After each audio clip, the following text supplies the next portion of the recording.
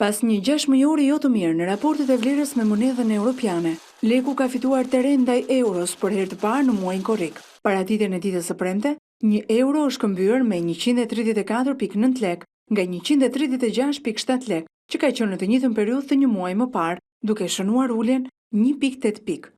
Ekspertët e komentojnë zhvlerësimin e euros për disa arsye. Kryesoret janë rritja e remitancave si pasojë e kthimit të emigrantëve, futja e një sasie më të madhe të euros nga turistët në nisjen e sezonit dhe rritja e eksporteve. E para janë emigrantët shqiptarë që në këtë sezon kthehen me shumicë pranë familjeve të tyre, sjellin një sasi të madhe valute. E dyta është Shqipëria ka një sezon turistik veror dhe detar, e thënë ndryshe, dhe në këtë rast prurja më e madhe e turistëve nga vendet europiane është në këtë sezon. Faktori tretë janë dhe prodhimet vendese, janë rritur eksportet këto vite, edhe këto mund të kenë pasur ndonjë influencë.